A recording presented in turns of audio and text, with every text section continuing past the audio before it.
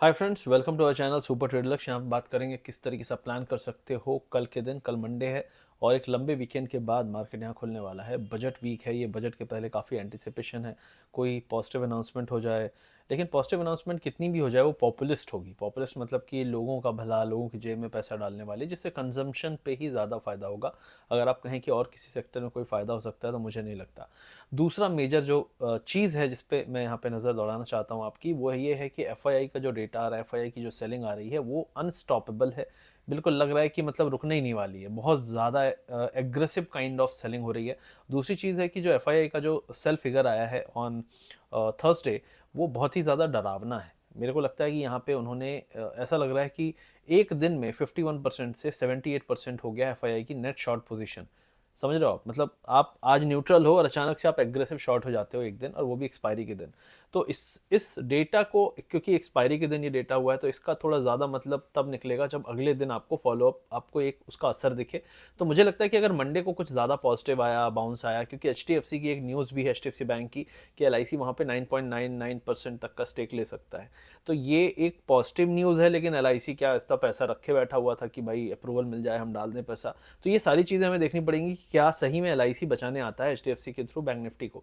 तो पहले आधा एक घंटा आपको देख लेना चाहिए। मुझे ऐसा लगता है कि कल डिसाइसिव है मार्केट का अगले एक हफ्ते का। अगर पॉजिटिव सेंटीमेंट है तो किसी न्यूज़ के बेस पे होनी चाहिए। तो मैंने कहा कि अगर कुछ होता भी है तो वो कंजम्पशन को इफेक्ट करेगा, ना कि बैंकिंग को या किसी और चीज़ को। तो मुझे लगता है कि यहाँ पे आपको बैंकिंग में जो प्रेशर बना हुआ है वो शायद बना रहे। जो लेवल्स है उनकी बात मैं यहाँ पे कर लूँगा। तो फिलहाल बैंक निफ्टी का 45,000 का लेवल है, वो इम्पॉर्टेंट है। उसके ऊपर अगर हम जाते हैं तो 45,500 पे ही एक इम्पॉर्टेंट रेजिस्टेंस मिलता है हमें 500 पॉइंट ऊपर। अगर हम 45 के ऊपर जाते हैं, 45 100 150, और वापस से हम 45 के नीचे आते हैं, तो हम 44 500 की तरफ जा सकते हैं। ठीक है, तो इमीडिएटली मैं कहूंगा जब तक 44 500 टिका हुआ है तो ठीक है। लेकिन 44 500 टूटा तो मेरे को लगता है यहां से एक बड़ा ही खतरनाक लैंडस्लाइड काइंड ऑफ फॉल दिख सकता है। मैंने एक व्यू दिया था काफ़ी दिन पहले, हो गया ऑलमोस्ट 20 दिन पहले की बात है। जब जनवरी शुरू हुआ था, मैंने एक वीडियो भी बनाया था उस पर कि मुझे जनवरी में बहुत ज़्यादा यहाँ पे सेलिंग और बहुत भूचाल काइंड ऑफ सिनेरियो दिखता है। बजट के कारण हो सकता है थोड़ा उठापटक हो, लेकिन बजट और राम मंदिर इनॉग्रेशन के आसपास आपको एक यहाँ पे काफ़ी बड़ा वोलेटाइल मूव दिख सकता है ऑन द डाउन साइड। और हमने देखा ऑलरेडी इस तरीके के मूव आ रहे हैं। तो मैक्रो जो मेरा व्यू है वो वही है कि यहाँ पे उठाएंगे, बाउंसेस आएंगे, लेकिन वो बाउंसेस ओवरऑल बजट के बाद मोस्टली सभी गिव अप कर देंगे।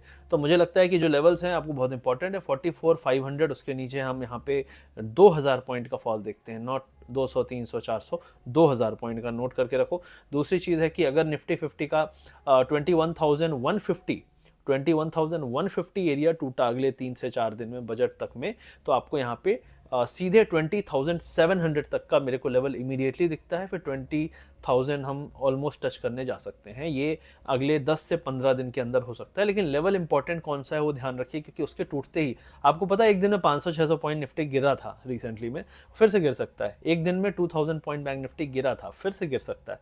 तो ये सारी चीज़ें सिनेरियो इसलिए मैं बोल रहा हूँ क्योंकि एफआईआई का डेटा ऐसा है। कैश में लगातार सेलिंग, फ्यूचर में भी आपको एग्रेसिव जो पूरी लॉन्ग पोजीशन है वो उन्होंने क्लोज कर दी है। तो ये सारी चीज़ें थोड़ी सी मेरे को डराती हैं।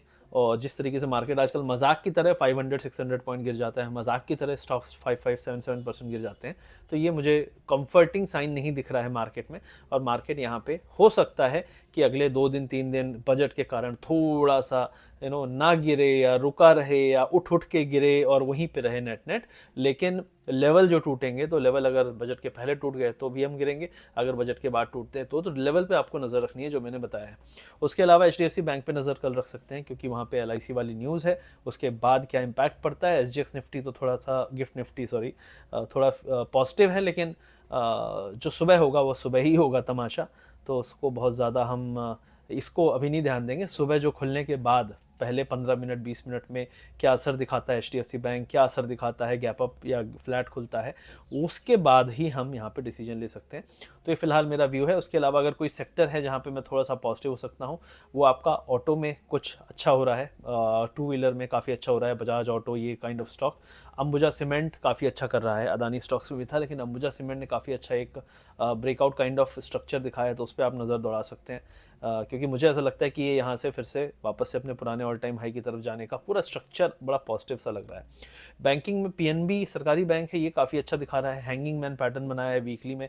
तो बहुत ज़्यादा मैं इसमें अभी नहीं जाऊंगा क्योंकि बैंकिंग के बारे में पॉजिटिव नहीं हूँ, तो मैं बहुत एग्रेसिवली, क्योंकि इसके सारे टाइम फ्रेम्स में ये काफ़ी ओवरबॉट चल रहा है और यहाँ पे एंट्री तो बिल्कुल नहीं बनती। हाँ, थोड़ा बहुत ऊपर जा सकता है, लेकिन एग्जिट अगर कोई एक लेवल है 98 जिसके नीचे वापस से अगर गिरा भड़ाम से, तो उसके बाद फिर ये 90 और 85 84 की तरफ भी जाएगा तेज़ी से।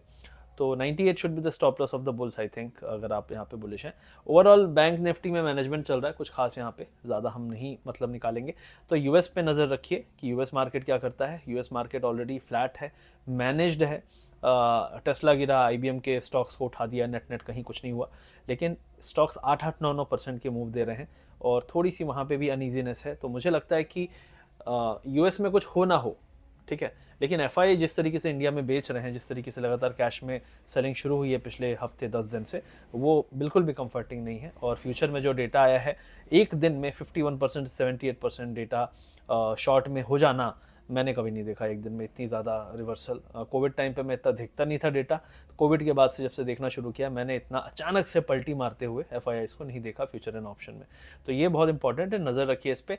हो सकता है बाउंस आए, लेकिन वो बाउंस टिकने के लिए बहुत दम लगाना पड़ेगा मार्केट में। ये मेरा व्यू है। व्यू अच्छा लगा तो लाइक करिएगा, शेयर करिएगा वीडियो, और अगर सीखना समझना चाहते हैं तो वीडियो के पिन कमेंट में हमारा लिंक दिया हुआ है, जो हमारा कोर्स है स्कैल्पिंग और स्विंग का, हमारा A to Z कोर्स है, प्रोग्राम है, उसको भी आप देख चेक कर सकते हैं। और हमारा ऑफिशियल टेलीग्राम चैनल है, एक ही चैनल है। फेक आईडीज़ आपको टेलीग्राम में, इंस्टाग्राम पे मैसेज करेंगी क्रिप्टो में 2 घंटे में, 4 घंटे में रिटर्न, सारा वो स्कैम है, फेक है। बहुत सारे आईडीज़ डुप्लीकेट करके, ये जमतारा आपने सुना होगा ना, वो जमतारा वाले आजकल ये सब काम करने लगे हैं, थोड़ा मॉडिफाइड हो गए हैं, पढ़े लिखे हो गए हैं। तो ये सारा स्कैम है। 4 घंटे 10 घंटे में डबल पैसा, ये वो रिटर्न, बिल्कुल इनसे बचिए, ये सब स्कैम है। कोशिश करिए मेहनत करने की, और इस तरीके के लोग कभी भी आपको कोई घुट्टी पिलाएं तो उनसे बचने की।